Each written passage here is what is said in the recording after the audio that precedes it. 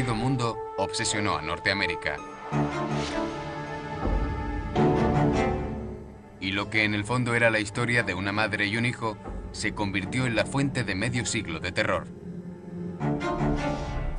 Hay algo en Gin que apela a la curiosidad morbosa que todos tenemos. Es tan macabro y grotesco, tan bestial, que no podemos mirar para otro lado. How long have you known Mr. 7 years?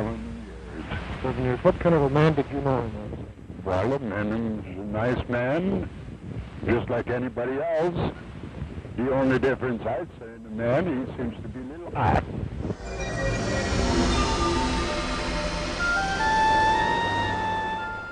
Nadie dudaba de que Plainfield, Wisconsin, era un pueblecito idílico.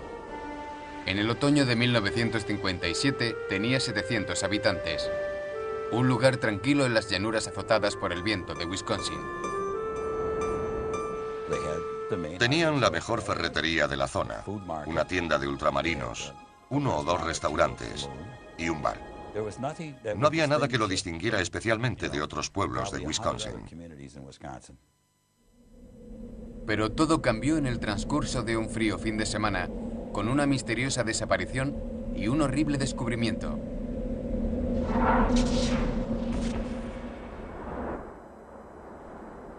El sábado 16 de noviembre marcó el comienzo de un rito anual. La temporada del ciervo.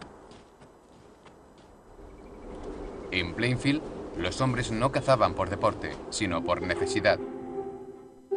Colgaban sus trofeos en los establos, los desollaban, los abrían en canal y los descuartizaban. Todos los hombres se iban al bosque. La calle principal se quedaba desierta.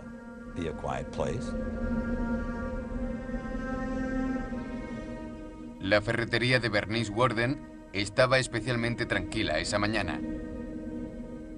Aunque debía estar abierta, la propietaria de 58 años había desaparecido. Yo vivía al otro lado de la calle, enfrente de la ferretería de Bernice. Aquella tarde, la gente empezó a preguntarse por qué estaba cerrada la tienda y dónde estaba su propietaria. Cuando su hijo regresó de cazar, vio el lugar muy desordenado. Había sangre por el suelo. Empezaron a investigar qué le podría haber pasado.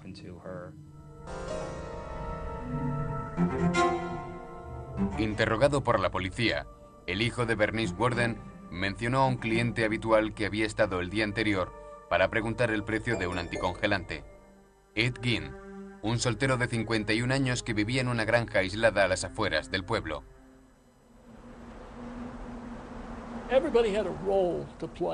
Todo el mundo tenía su papel en ese pueblo. Y todo el mundo lo consideraba, si no el tonto, sí el bicho raro del pueblo.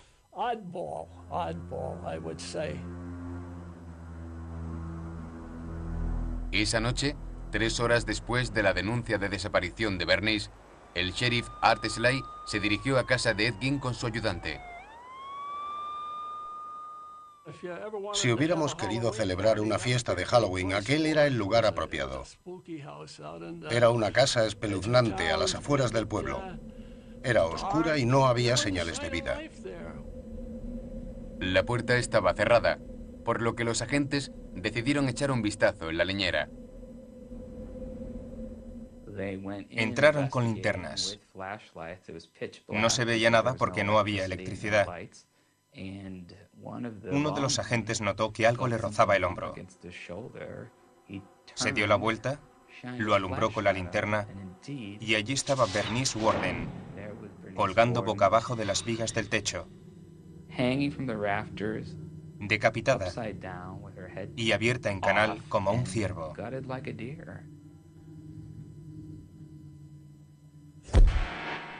Ed Gein fue detenido esa misma noche. Mientras permanecía en la celda de la prisión del condado de Waukesha, la policía continuó buscando en la leñera. Después, se aventuraron a entrar en la casa. En el interior, descubrieron una horrible escena. El cadáver destripado de Bernice Worden era solo la última creación macabra de Ed Gein.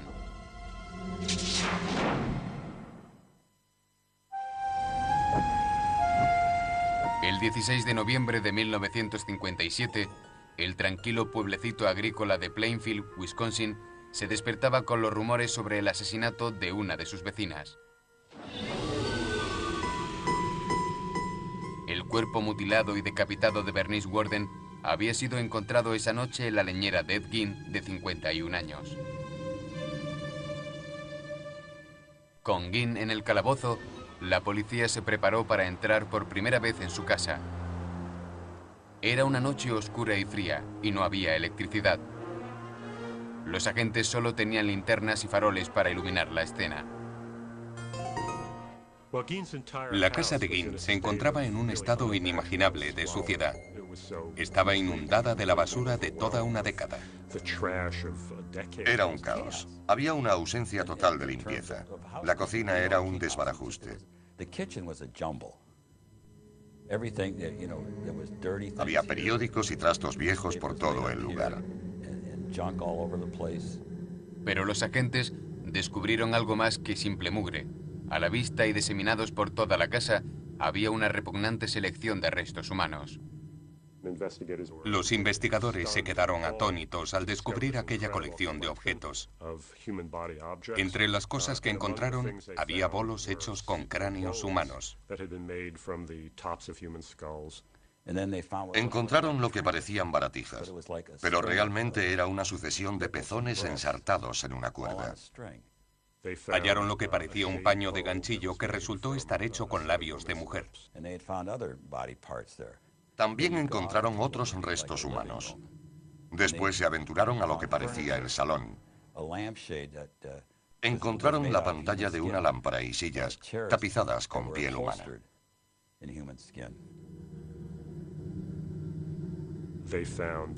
Encontraron máscaras.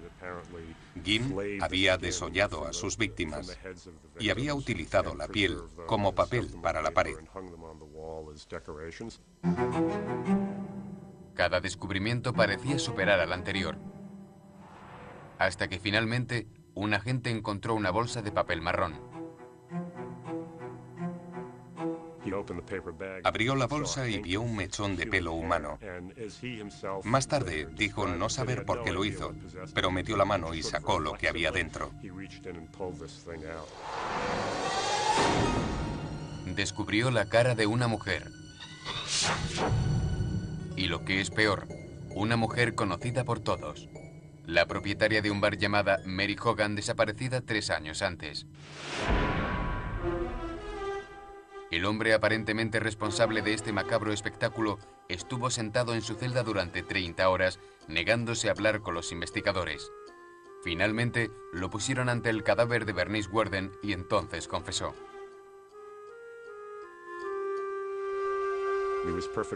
Colaboró con la policía. Solo pidió un trozo de tarta de manzana con queso cheddar por encima. Según el investigador, Ed se lo comió y después les contó todo lo que querían saber. Le preguntaron por los restos humanos que encontraron en su casa y por el número de víctimas. Dada la cantidad de restos, debía haber matado a mucha gente.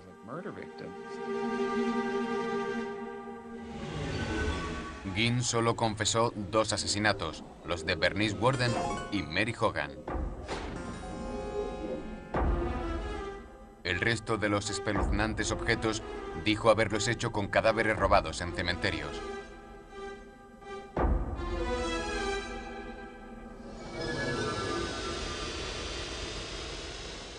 Plainfield se despertó ese domingo descubriendo con quién había vivido todos esos años. El auténtico Ed Gein. Mi padre no se atrevía a decirnos lo que había pasado. Solo nos dijo que quería que viéramos las noticias con él. Dieron la noticia en televisión y ahí estaba él. Me quedé de piedra. Era Ed. Fue horrible. Estábamos destrozados y horrorizados por lo que había pasado. Era algo terrible. Fue impactante. Nos resultaba muy difícil hablar de ello. No se trataba solo del asesinato de Bernice Worden. La gente estaba estremecida por todas las cosas horribles que había hecho.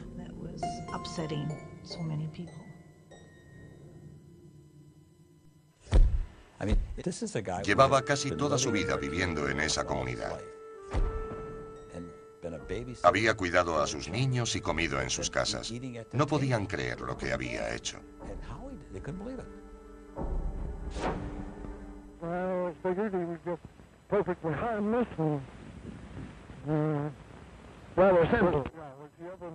La conmoción de Plainfield pronto se extendería a toda Norteamérica. Hordas de reporteros llegaron a la ciudad. Fue el comienzo de la transformación de Ed Gein de un psicópata anónimo a un icono cultural. Todo tenía su origen en la historia de su infancia, porque en palabras de Norman Bates, el mejor amigo de un niño es su madre.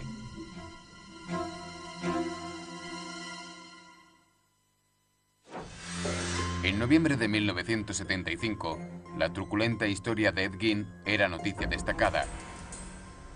La fascinación de todo un país por el hombre al que llamaban el carnicero de Plainfield no pasó desapercibido para el escritor Robert Bloch, que en aquella época vivía en Wisconsin. Cuando el caso Gein saltó a los periódicos, Bloch supo que sería la base perfecta para una historia de terror. El resultado fue la novela de 1959, Psicosis, que Alfred Hitchcock llevaría al cine al año siguiente. La trama de Psicosis es la historia de Norman Bates, un joven consentido, soltero y trastornado que dirige un motel y asesina jóvenes desprevenidas que le atraen sexualmente.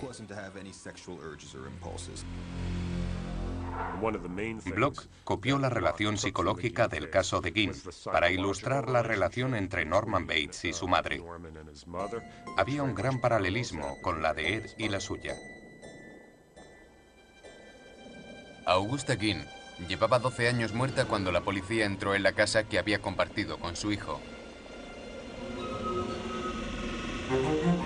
Mientras investigaban habitación por habitación buscando pistas que pudieran explicar lo que le llevó a cometer tan horrendos crímenes, llegaron a una puerta cerrada con tablas.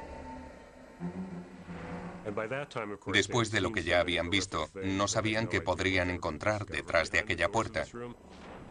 Cuando la echaron abajo, encontraron una habitación en perfecto estado de conservación. Resultó ser la de la madre de Ed. La cama estaba hecha. Había una mesilla de noche con una Biblia encima. La habitación tenía mucho polvo y humedad. El papel pintado debía haber sido rosa, pero había perdido el color.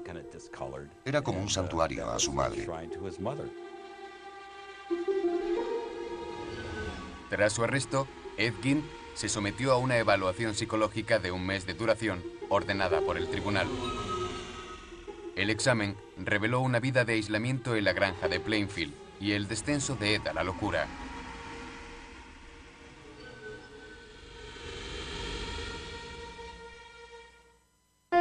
Nacido en 1906 en La Crosse, Wisconsin, Edward Theodore Gein era hijo de un alcohólico dueño de una tienda de comestibles y de una ama de casa tenaz y temerosa de Dios. Cuando tenía 8 años, su madre, Augusta, decidió que abandonaran la casa familiar. Parece que la razón de que quisiera mudarse fue porque pensaba que La Crosse era como Sodoma y Gomorra. Con el dinero ganado con la venta de la tienda, la familia Gein compró una granja de 80 hectáreas en Plainfield. Aislada, la familia empezó a cambiar. Ed Gein tenía una relación muy extraña con su madre. Era una relación de amor-odio. La escuchaba, la adoraba y le hacía caso en todo. Era muy religiosa, casi fanática, muy dominante y terca.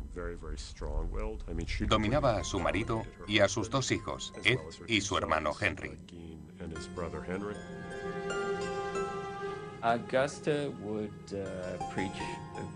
Augusta creía en el Apocalipsis cuando dice que las mujeres eran zorras, golfas, demonios que querían hacer el mal a la gente.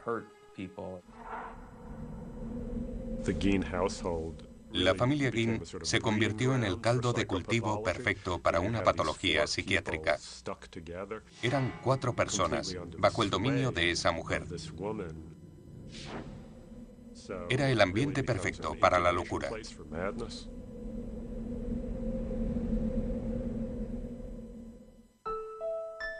Guin fue al colegio hasta los 14 años. Mal estudiante, tiempo después se analizaría su coeficiente intelectual. Cuando terminó el colegio, en séptimo regresó a casa y empezó a trabajar la tierra. Se puede decir que no tuvo contacto con el mundo exterior. En 1940, cuando Ed tenía 34 años, su padre murió de un ataque al corazón. Ahora quedaban su hermano mayor, Henry, su madre y él. Henry era más refinado. Trabajaba duro en la granja y también intentaba agradar a su madre. Pero no era como Ed. Tenía sus propias ideas sobre cómo llevar su vida. En mayo de 1944, Henry y Ed tuvieron que combatir un incendio en su propiedad. Según Ed, el fuego se descontroló y perdió de vista a su hermano. Llamó a la policía y, aunque dijo no saber dónde estaba Henry, les guió directamente hasta el cadáver de su hermano. He oído rumores sobre ciertos moratones en la cabeza de Henry que nunca fueron explicados. Pero en aquel momento se tomó como una tragedia familiar. Ya habían sufrido bastante.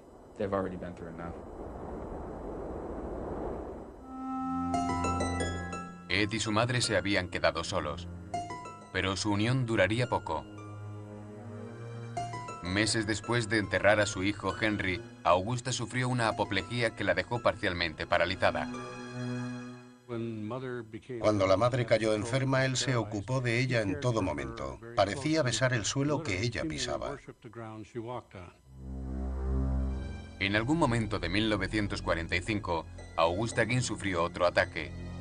Murió en el mes de diciembre. Fue un durísimo golpe para su hijo de 39 años.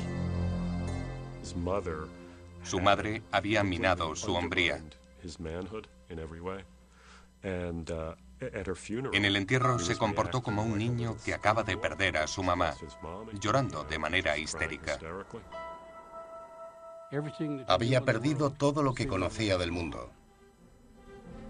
Ese era su único vínculo con la cordura en aquel momento.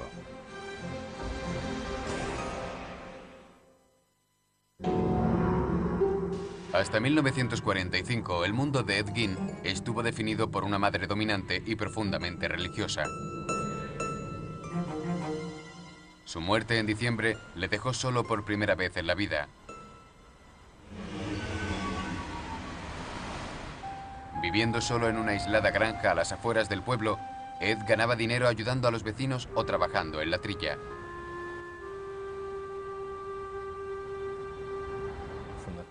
Ed formó parte de la cuadrilla de trabajo desde que yo era pequeño. Nuestra granja estaba a 5 kilómetros de la suya. Subíamos al coche e íbamos a ver a Eddie. Llegábamos hasta el corral y él siempre salía a hablar con nosotros allí. Nunca entramos en su casa. No era el tonto del pueblo. Las amas de casa confiaban en él. Le pedían que arreglara cosas como una puerta que chirriaba o una bisagra. Y siempre estaba dispuesto. Era un buen trabajador.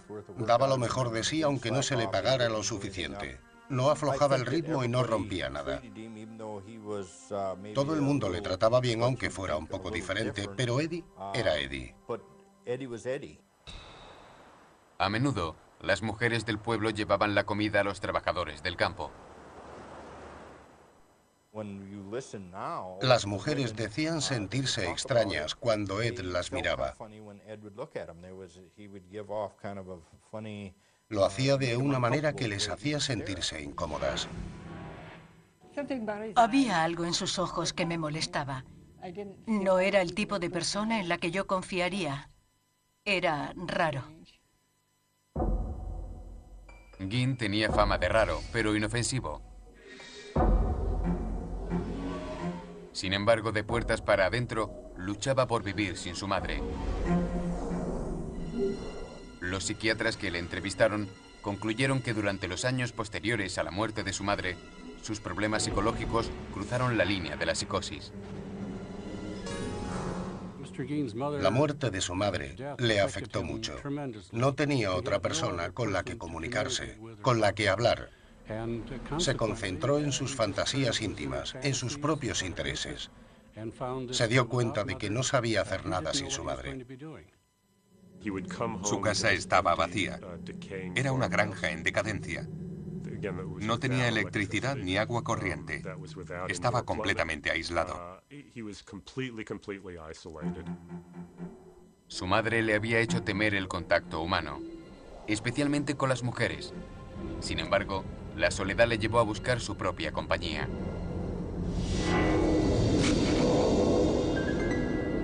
En un determinado momento, comenzó a hacer visitas nocturnas a cementerios de la zona. Ed era lector habitual de obituarios. Le fascinaba saber quién había muerto. Se enteraba de cuándo iba a ser el entierro. Y cuando se hacía de noche, abría el ataúd y cogía el cuerpo.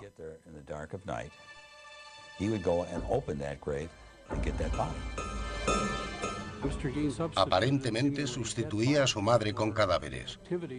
Si ella había muerto, él necesitaba a alguien que ocupara su lugar. Ginn llevó sus deseos al extremo. Aunque se desconoce si mantuvo relaciones sexuales con cadáveres o practicó el canibalismo, algunos descubrimientos posteriores desafiaron toda comprensión. Encontraron lo que la policía llamó un chaleco mamario. Era el torso de una mujer al que le había acoplado unas correas. Y unos leotardos hechos con la piel de las piernas de una mujer.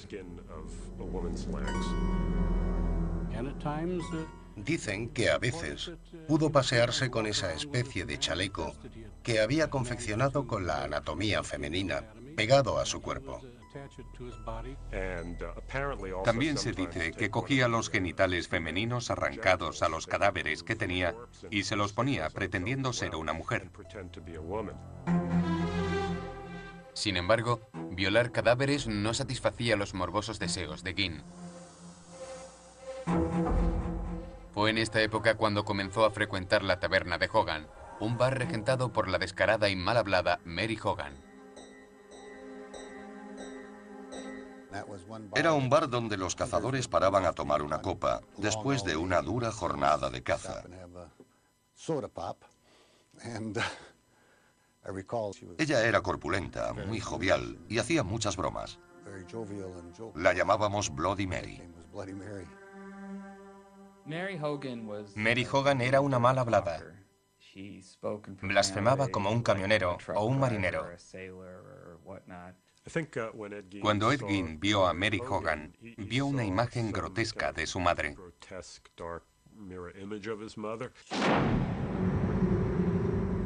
La tarde del 8 de diciembre de 1954, un granjero local se detuvo en la taberna de Hogan para comprarle un helado a su hija.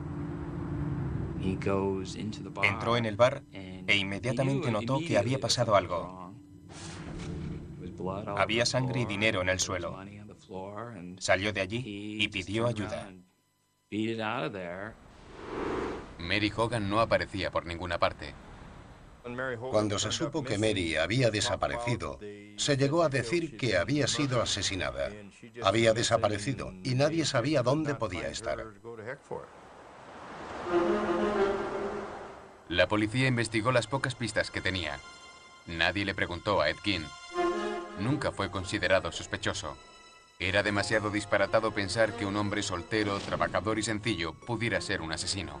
Recuerdo que una vez alguien le comentó la desaparición de Mary.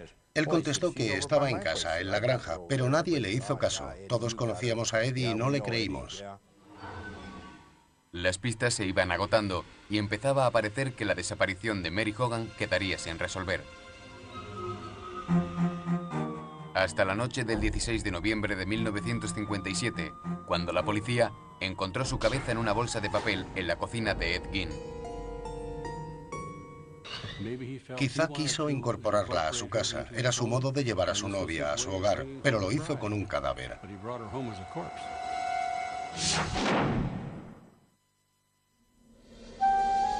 A finales de 1957, los vecinos de Plainfield todavía no se habían recuperado de la pesadilla que había conmocionado al pueblo. Ed Gein había sido acusado del asesinato de la propietaria de la ferretería, Bernice Warden. Pero el descubrimiento de otros horribles crímenes llevó la infamia a Plainfield junto a una horda de reporteros de todo el mundo. En noviembre de 1957 fue el suceso más famoso. Atrajo a prensa de todo el mundo occidental. Had you ever been in the man's house? No, sir. Never been in there. I'd like to talk now. El incidente era noticia y fue portada de muchos periódicos. Los vecinos querían que todo aquello terminara, que se fueran los periodistas. Molestaron mucho a todo el pueblo. No queríamos llamar la atención de los medios. Un periodista inglés me paró por la calle, pero le dije que no tenía nada que decir y seguí caminando. Fuera de Plainfield calaba otro tipo de respuesta, lo que se dio en llamar el humor Gein. Los chistes que se contaban servían para ahuyentar el miedo que sentíamos todos. Uno era, ¿cuál es la comida favorita de Ed? Manitas de mujer. ¿Qué regalo le hace Ed Gein a su novia el día de San Valentín? Culos de granja. Hubo gente a la que echaron de restaurantes de Plainfield por pedir hamburguesas Gein. Hubo tal variedad de chistes de humor negro sobre el tema que era imposible acordarse de todos.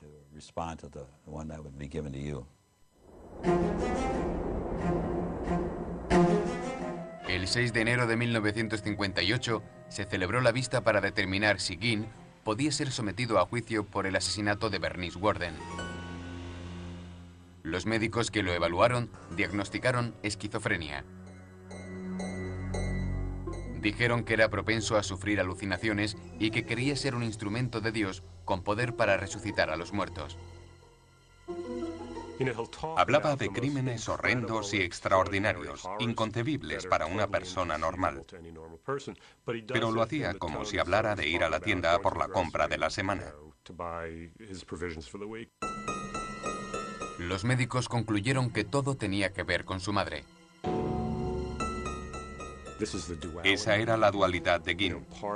Parte era un deseo de recuperar la presencia física de su madre en casa. Obviamente, otra parte tenía que ver con profanar el cadáver.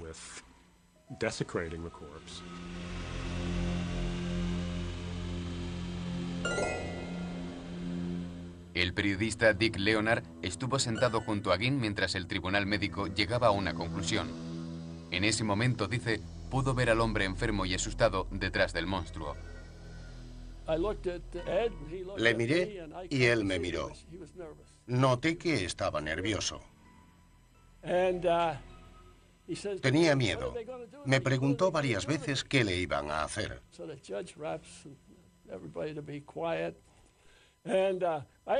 Tenía mi mano apoyada en el banco. Se acercó y me la cogió como si yo fuera su madre o alguien parecido. Esa tarde, el juez decretó su incapacitación y la imposibilidad de someterle a juicio. Fue enviado a la institución mental del estado, un psiquiátrico de Wisconsin. Para los vecinos de Plainfield, la vida después de Ed Gein nunca volvería a ser la misma.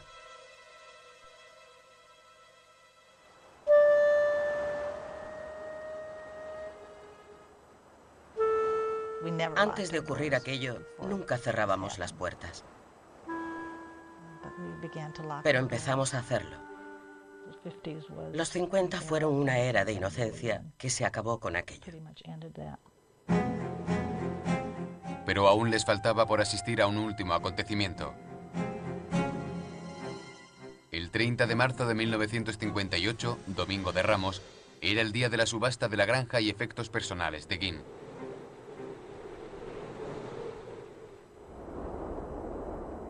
Pero a primera hora de la mañana del día 20, los habitantes se despertaron con un extraño fulgor naranja que brillaba a varios kilómetros del pueblo. There will be an auction here Palm Sunday, but this house and the personal belongings of Ed Gein will be conspicuously absent. Call it an act of God or whatever you will. The main attraction will be missing, reduced to a mass of rubble by a mysterious fire. Gein se enteró del incendio a última hora de la mañana. Fui a la habitación de Ed y le dije que su casa había quedado reducida a escombros. Hizo un gesto y dijo, mejor así. Esas fueron sus palabras exactas. Al final y tras una breve investigación, la causa del incendio siguió siendo un misterio. Pero los vecinos de Plainfield se alegraron de que la granja desapareciera. Nos alegramos de que ardiera. La prensa ya no nos molestaría más y dejaríamos de tener turistas por el pueblo para ver la casa del terror de Ed Gein.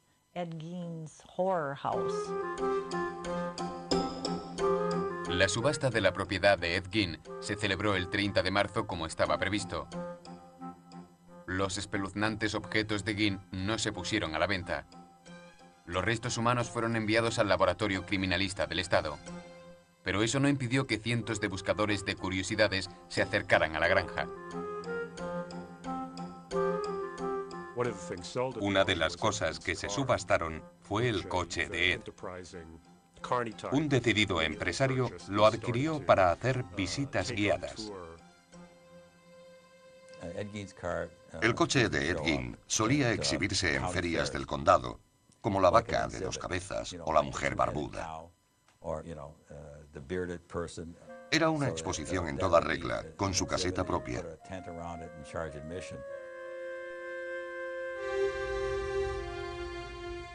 En el hospital psiquiátrico, el personal veía a Ed Gein como un paciente modelo. Ed era un individuo tranquilo. Durante el día se sentaba en una esquina de la habitación. Había un salón con sillas y leía el periódico allí. No hablaba mucho con otros pacientes. Alguna vez jugamos juntos a las cartas. Sin embargo, había veces en las que se comportaba de forma extraña. Cuando había luna llena, se ponía a hablar de mujeres, de lo que le gustaría hacerles, divagando de forma incoherente. Cuando pasaba la luna llena, volvía a ser normal. Pero siempre tenía un destello en los ojos que indicaba que no estaba bien. En 1968, los médicos informaron al tribunal de que Gein ya podía enfrentarse a un juicio por el asesinato de Bernice Worden. Cuando entramos en la sala, había un silencio sepulcral. Se podía escuchar caer un alfiler. Ed entró, se detuvo e inclinó la cabeza ante los presentes.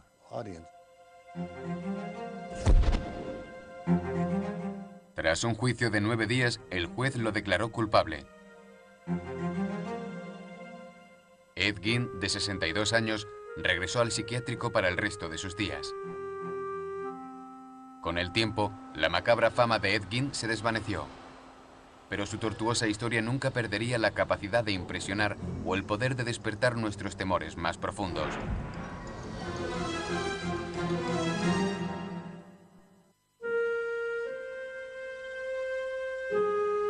A principios de 1970, un anciano Ed Gein pasaba sus últimos días en un psiquiátrico de Wisconsin. Pasaba mucho tiempo en su habitación, tumbado en la cama. No sé en qué pensaba. No podía leerle la mente. pero siempre creímos que pensaba en lo que había hecho.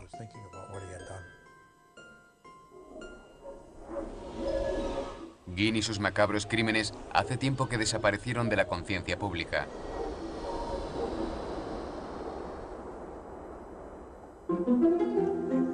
Pero la historia del carnicero de Plainfield arraigó en lo más profundo de la psique norteamericana.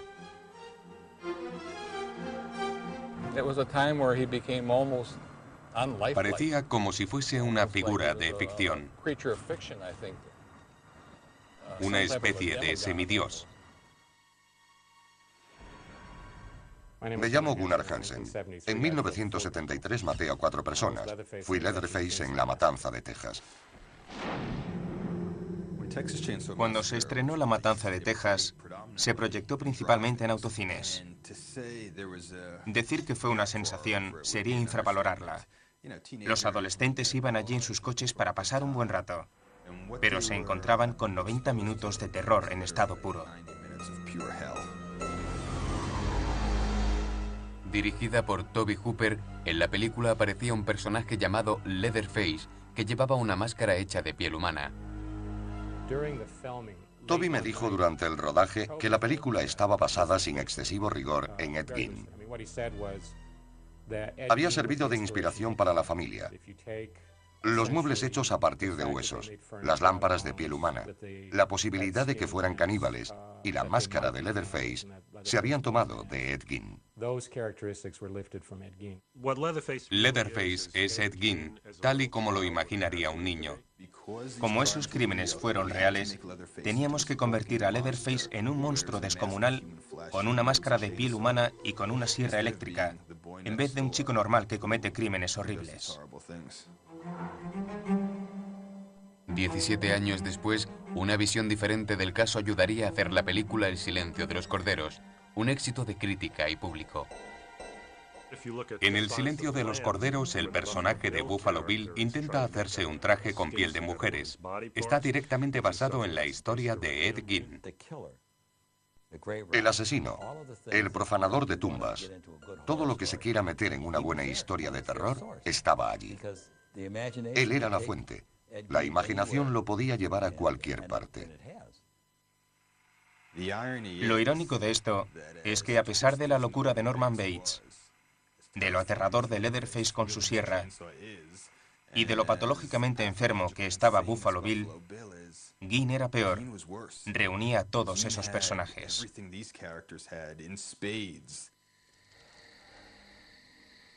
En 2001 se estrenó una película independiente de bajo presupuesto sobre la vida de Ed Gein. Pensé que Ed Gein sería un buen tema para una película por su modo de pensar.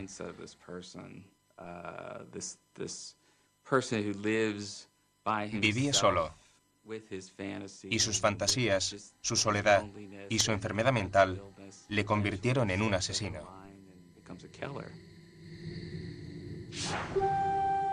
El 26 de julio de 1984, Ed Gein moría de un fallo respiratorio. Tenía 77 años. Su muerte no provocó reacciones. En el pueblo no se habló del tema, aparte de decir que había muerto. Ed Gein fue enterrado en el lugar más apropiado para él, junto a su madre en el cementerio de Plainfield. Desde su muerte en 1945, su gran sueño había sido regresar con ella, y finalmente lo consiguió. Poco después de su muerte, la lápida de Ed Gein fue robada de su tumba. Finalmente fue recuperada y se conserva en el departamento del sheriff del condado de Waukesha. Sin embargo, hasta ahora, los encargados del cementerio de Plainfield siguen encontrando flores y cartas que son dejadas en la tumba. No hay forma de descifrar lo que Ed pensaba o por qué hacía lo que hacía. No es propio de humanos hacer las cosas que hizo. Es una aberración.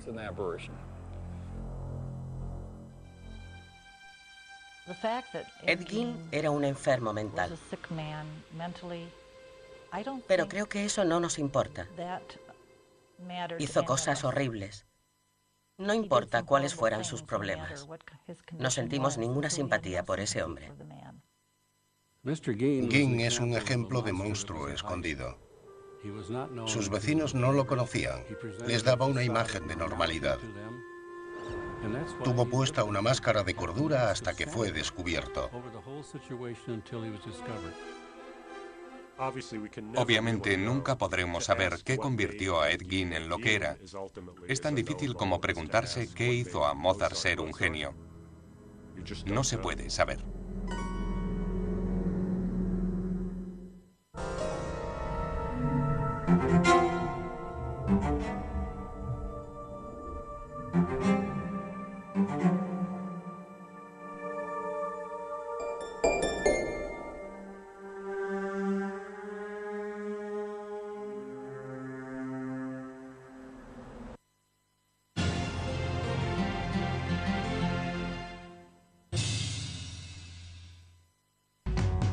Biography Channel ha reunido a grandes y diferentes talentos del mundo de la música y la interpretación en un formato muy íntimo.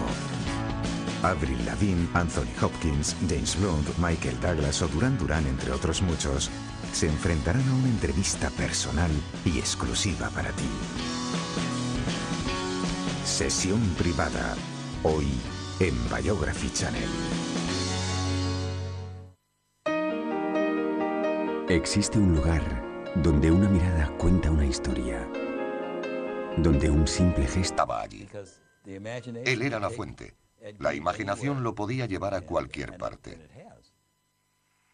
Lo irónico de esto es que a pesar de la locura de Norman Bates, de lo aterrador de Leatherface con su sierra y de lo patológicamente enfermo que estaba Buffalo Bill, Gein era peor. Reunía a todos esos personajes.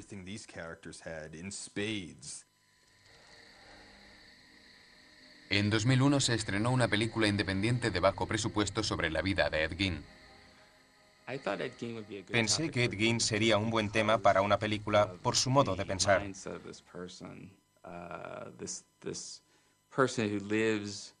Vivía solo.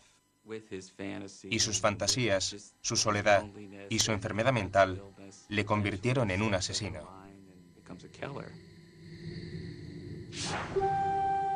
El 26 de julio de 1984, Ed Gein moría de un fallo respiratorio. Tenía 77 años. Su muerte no provocó reacciones. En el pueblo no se habló del tema, aparte de decir que había muerto. Ed Gein fue enterrado en el lugar más apropiado para él, junto a su madre en el cementerio de Plainfield. Desde su muerte en 1945, su gran sueño había sido regresar con ella, y finalmente lo consiguió. Poco después de su muerte, la lápida de Ed Gein fue robada de su tumba.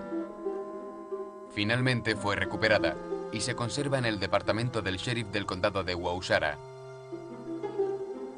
Sin embargo, hasta ahora, los encargados del cementerio de Plainfield siguen encontrando flores y cartas que son dejadas en la tumba.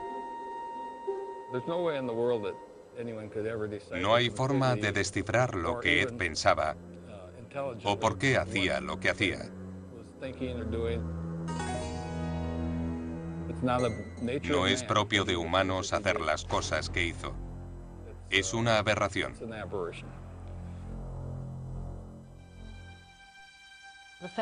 Ed Gein era un enfermo mental.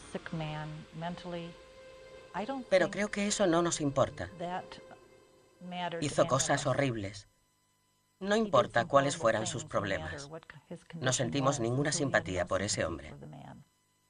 Ginn es un ejemplo de monstruo escondido. Sus vecinos no lo conocían. Les daba una imagen de normalidad. Tuvo puesta una máscara de cordura hasta que fue descubierto. Obviamente nunca podremos saber qué convirtió a Ed. Pensé que Ed Gein sería un buen tema para una película por su modo de pensar.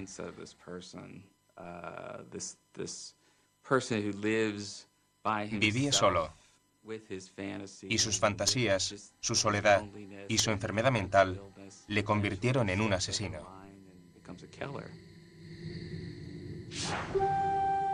El 26 de julio de 1984, Ed Gein moría de un fallo respiratorio. Tenía 77 años. Su muerte no provocó reacciones. En el pueblo no se habló del tema, aparte de decir que había muerto. Ed Gein fue enterrado en el lugar más apropiado para él, junto a su madre en el cementerio de Plainfield. Desde su muerte en 1945, su gran sueño había sido regresar con ella, y finalmente lo consiguió. Poco después de su muerte, la lápida de Ed Gein fue robada de su tumba. Finalmente fue recuperada y se conserva en el departamento del sheriff del condado de Waukesha. Sin embargo, hasta ahora, los encargados del cementerio de Plainfield siguen encontrando flores y cartas que son dejadas en la tumba.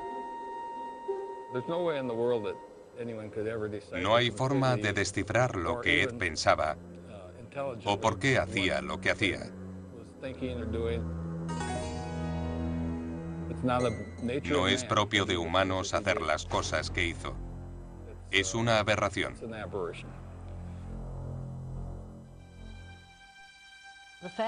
Ed Gein era un enfermo mental.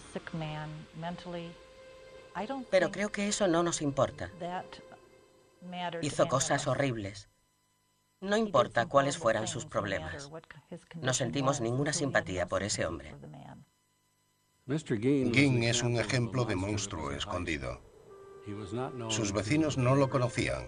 Les daba una imagen de normalidad. Tuvo puesta una máscara de cordura hasta que fue descubierto. Obviamente nunca podremos saber qué convirtió a Ed Gein en lo que era.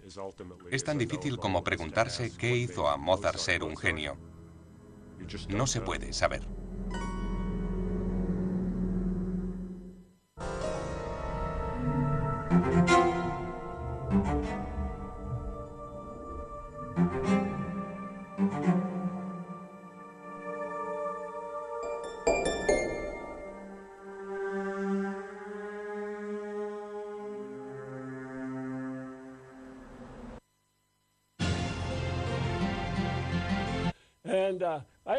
Tenía mi mano apoyada en el banco. Se acercó y me la cogió como si yo fuera su madre o alguien parecido. Esa tarde, el juez decretó su incapacitación y la imposibilidad de someterle a juicio. Fue enviado a la institución mental del estado, un psiquiátrico de Wisconsin. Para los vecinos de Plainfield, la vida después de Ed Gein nunca volvería a ser la misma.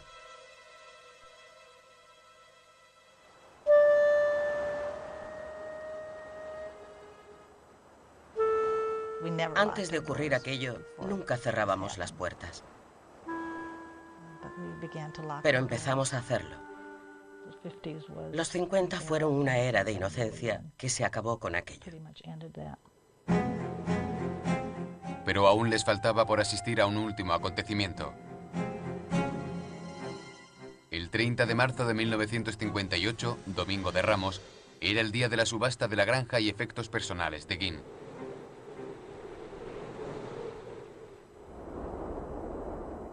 Pero a primera hora de la mañana del día 20, los habitantes se despertaron con un extraño fulgor naranja que brillaba a varios kilómetros del pueblo. There will be an auction here Palm Sunday, but this house and the personal belongings of Ed Gein will be conspicuously absent. Call it an act of God or whatever you will. The main attraction will be missing, reduced to a mass of rubble by a mysterious fire. Gein se enteró del incendio a última hora de la mañana. Fui a la habitación de Ed y le dije que su casa había quedado reducida a escombros. Hizo un gesto y dijo, mejor así. Esas fueron sus palabras exactas. Al final y tras una breve investigación, la causa del incendio siguió siendo un misterio. Pero los vecinos de Plainfield se alegraron de que la granja desapareciera.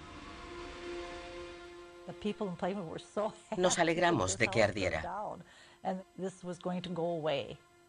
La prensa ya no nos molestaría más y dejaríamos de tener turistas por el pueblo para ver la casa del terror de Ed Gein.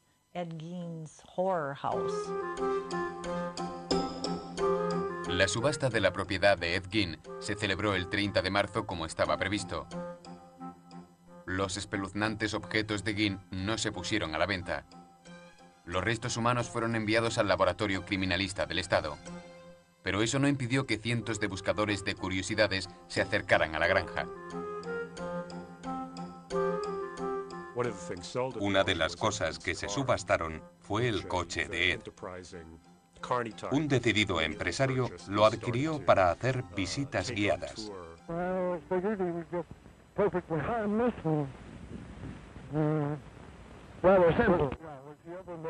La conmoción de Plainfield pronto se extendería a toda Norteamérica. Hordas de reporteros llegaron a la ciudad. Fue el comienzo de la transformación de Ed Gein de un psicópata anónimo a un icono cultural. Todo tenía su origen en la historia de su infancia, porque en palabras de Norman Bates, el mejor amigo de un niño es su madre.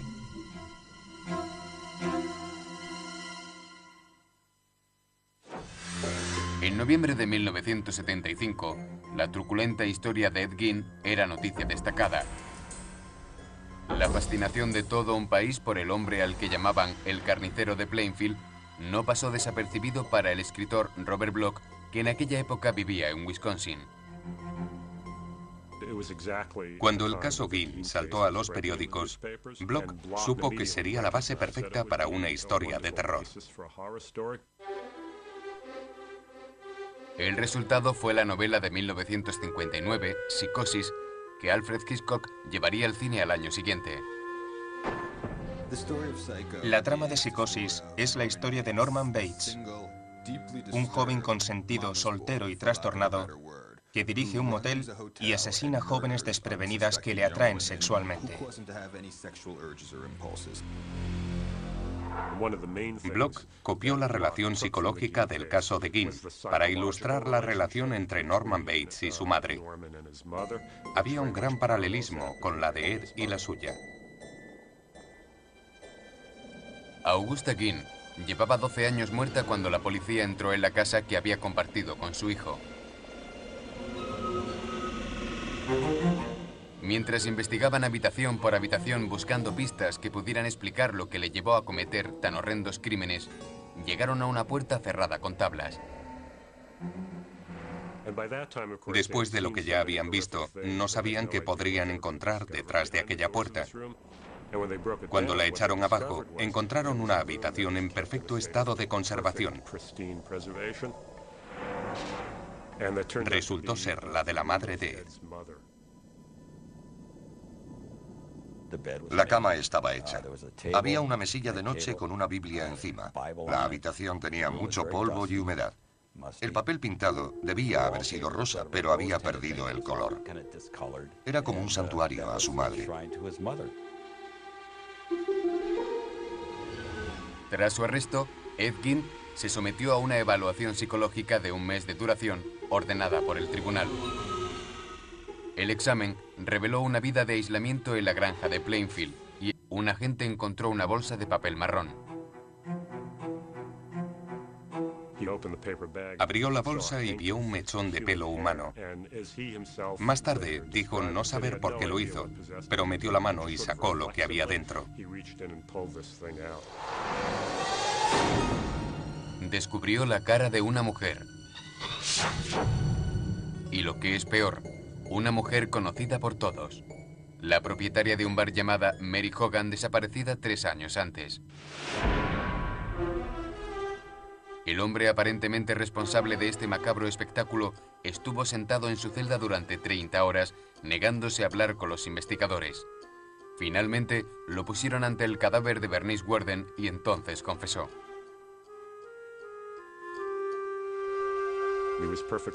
Colaboró con la policía. Solo pidió un trozo de tarta de manzana con queso cheddar por encima. Según el investigador, Ed se lo comió y después les contó todo lo que querían saber. Le preguntaron por los restos humanos que encontraron en su casa y por el número de víctimas. Dada la cantidad de restos, debía haber matado a mucha gente.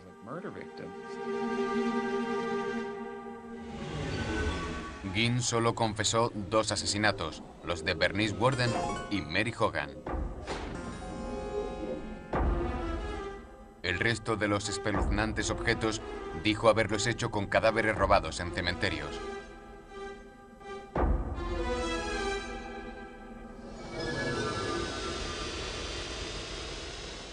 Plainfield se despertó ese domingo descubriendo con quién había vivido todos esos años. El auténtico Ed Gein. Mi padre no se atrevía a decirnos lo que había pasado. Solo nos dijo que quería que viéramos las noticias con él. Dieron la noticia en televisión y ahí estaba él. Me quedé de piedra.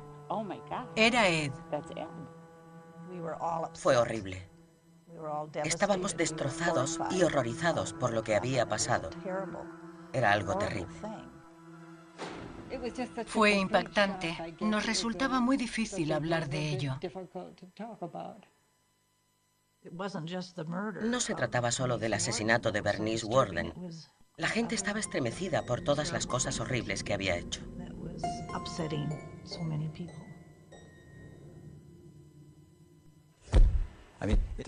Llevaba casi toda su vida viviendo en esa comunidad. Había cuidado a sus niños y comido en sus casas. No podían creer lo que había hecho.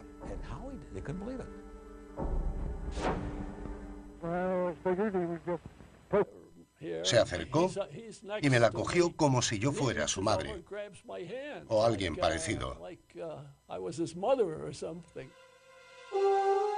Esa tarde, el juez decretó su incapacitación y la imposibilidad de someterle a juicio. Fue enviado a la institución mental del estado, un psiquiátrico de Wisconsin. Para los vecinos de Plainfield, la vida después de Ed Gein nunca volvería a ser la misma.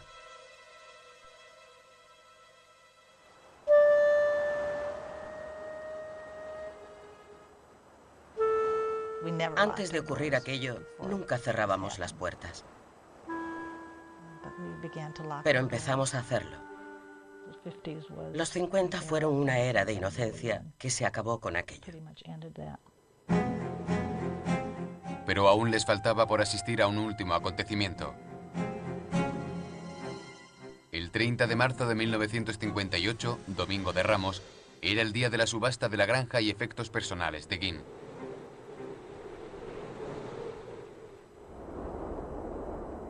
Pero a primera hora de la mañana del día 20, los habitantes se despertaron con un extraño fulgor naranja que brillaba a varios kilómetros del pueblo.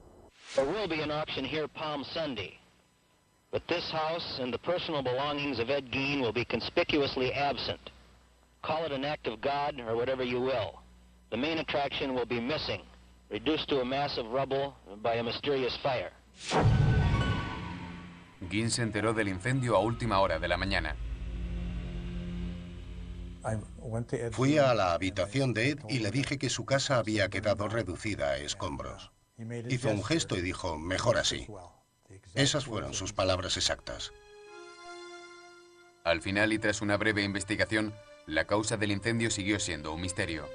Pero los vecinos de Plainfield se alegraron de que la granja desapareciera. Nos alegramos de que ardiera.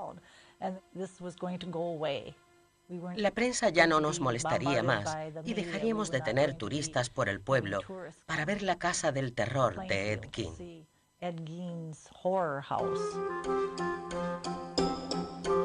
La subasta de la propiedad de Ed Gein se celebró el 30 de marzo como estaba previsto.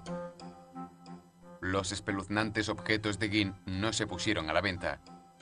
Los restos humanos fueron enviados al laboratorio criminalista del estado. Pero eso no impidió que cientos de buscadores de curiosidades se acercaran a la granja. Una de las cosas que se subastaron fue el coche de Ed. Un decidido empresario lo adquirió para hacer visitas guiadas. El coche de Ed Gein. Aquello, nunca cerrábamos las puertas. Pero empezamos a hacerlo. Los 50 fueron una era de inocencia que se acabó con aquello. Pero aún les faltaba por asistir a un último acontecimiento.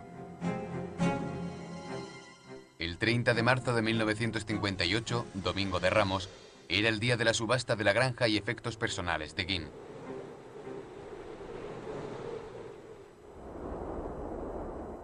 Pero a primera hora de la mañana del día 20, los habitantes se despertaron con un extraño fulgor naranja que brillaba a varios kilómetros del pueblo. There will be an auction here Palm Sunday, but this house and the personal belongings of Ed Gein will be conspicuously absent. Call it an act of God or whatever you will. The main attraction will be missing, reduced to a mass of rubble by a mysterious fire. Gein se enteró del incendio a última hora de la mañana. Fui a la habitación de Ed y le dije que su casa había quedado reducida a escombros. Hizo un gesto y dijo, mejor así. Esas fueron sus palabras exactas. Al final y tras una breve investigación, la causa del incendio siguió siendo un misterio. Pero los vecinos de Plainfield se alegraron de que la granja desapareciera. Nos alegramos de que ardiera. La prensa ya no nos molestaría más y dejaríamos de tener turistas por el pueblo para ver la casa del terror de Ed Gein.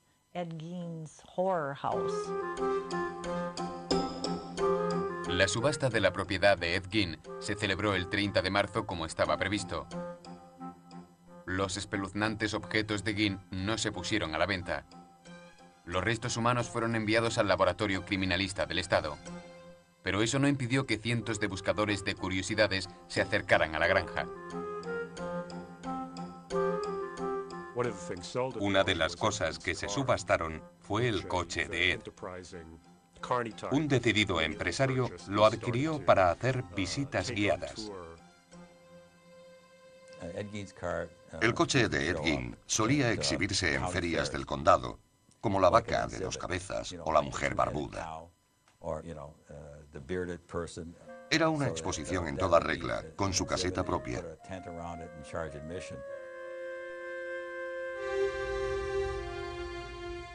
En el hospital psiquiátrico, el personal veía a Ed Gein como un paciente modelo. Ed era un individuo tranquilo. Durante el día se sentaba en una esquina de la habitación. Había un salón con sillas y leía el periódico allí. Ed era un individuo tranquilo. Durante el día se sentaba en una esquina de la habitación. Había un salón con sillas y leía el periódico allí. No hablaba mucho con otros pacientes. Alguna vez jugamos juntos a las cartas. Sin embargo, había veces en las que se comportaba de forma extraña. Cuando había luna llena, se ponía a hablar de mujeres, de lo que le gustaría hacerles, divagando de forma incoherente. Cuando pasaba la luna llena, volvía a ser normal. Pero siempre tenía un destello en los ojos que indicaba que no estaba bien.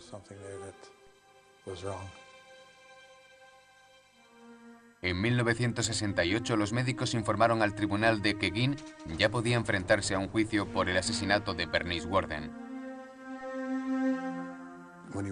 Cuando entramos en la sala, había un silencio sepulcral. Se podía escuchar caer un alfiler. Ed entró, se detuvo e inclinó la cabeza ante los presentes.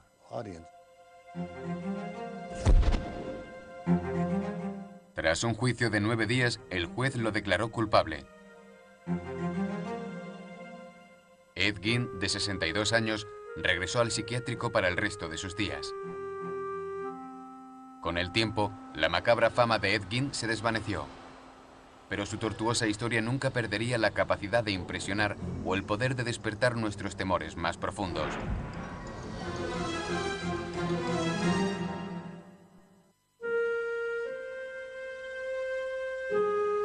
A principios de 1970, un anciano Ed Gein pasaba sus últimos días en un psiquiátrico de Wisconsin. Pasaba mucho tiempo en su habitación, tumbado en la cama. No sé en qué pensaba. No podía leerle la mente, pero siempre creímos que pensaba en lo que había hecho.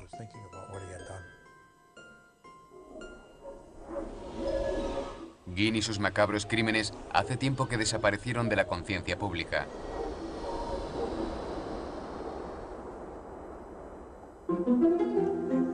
Pero la historia del carnicero de Plainfield arraigó en lo más profundo de la psique norteamericana.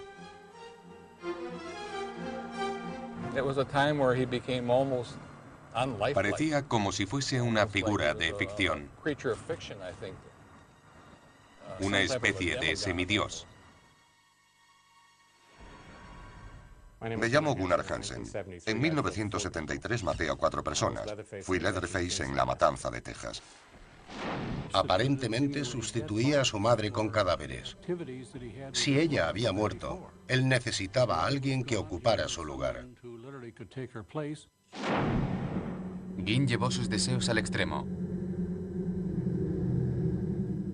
Aunque se desconoce si mantuvo relaciones sexuales con cadáveres o practicó el canibalismo, algunos descubrimientos posteriores desafiaron toda comprensión. Encontraron lo que la policía llamó un chaleco mamario.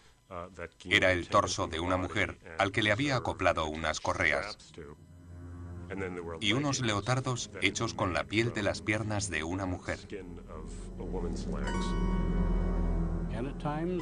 Dicen que a veces pudo pasearse con esa especie de chaleco que había confeccionado con la anatomía femenina pegado a su cuerpo.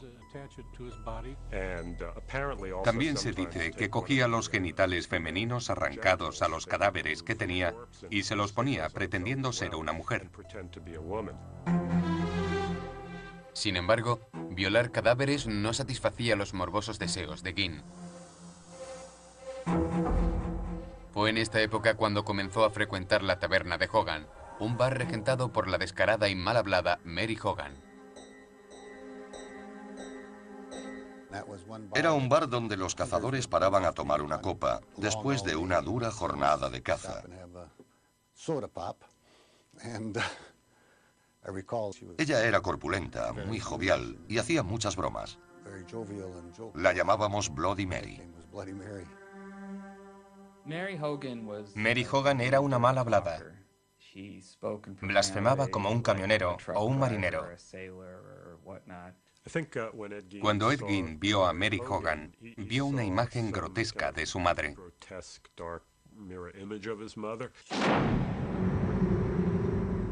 La tarde del 8 de diciembre de 1954, un granjero local se detuvo en la taberna de Hogan para comprarle un helado a su hija. Entró en el bar e inmediatamente notó que había pasado algo. Había sangre y dinero en el suelo. Salió de allí y pidió ayuda. Mary Hogan no aparecía por ninguna parte.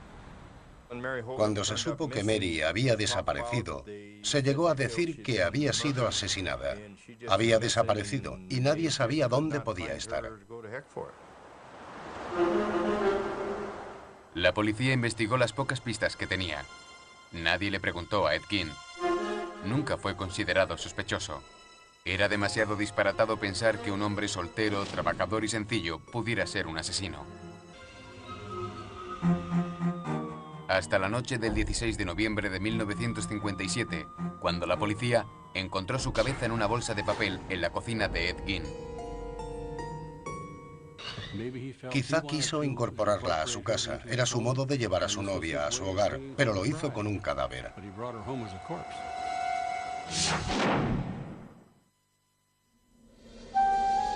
A finales de 1957, los vecinos de Plainfield todavía no se habían recuperado de la pesadilla que había conmocionado al pueblo. Ed Gein había sido acusado del asesinato de la propietaria de la ferretería Bernice Worden. Pero el descubrimiento de otros horribles crímenes llevó la infamia a Plainfield junto a una horda de reporteros de todo el mundo. En noviembre de 1957 fue el suceso más famoso. Atrajo a prensa de todo el mundo occidental. Had you ever been in the man's house? No, sir. Never been in there. I'd like to talk now.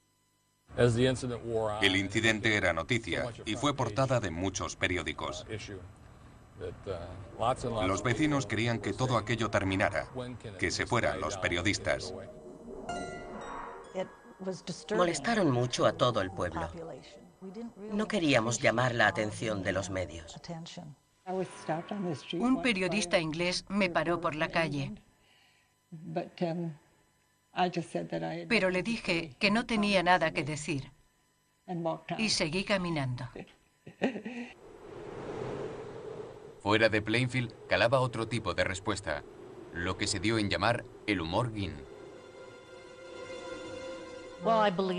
Los chistes que se contaban servían para ahuyentar el miedo que sentíamos todos.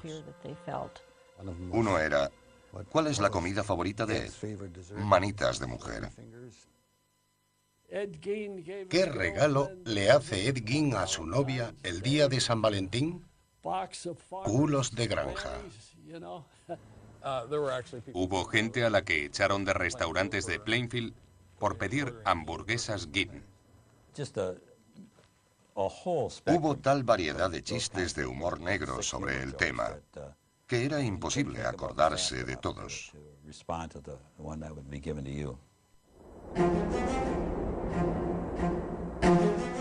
El 6 de enero de 1958 se celebró la vista para determinar si Ginn podía ser sometido a juicio por el asesinato de Bernice Worden. Los médicos que lo evaluaron diagnosticaron esquizofrenia. Dijeron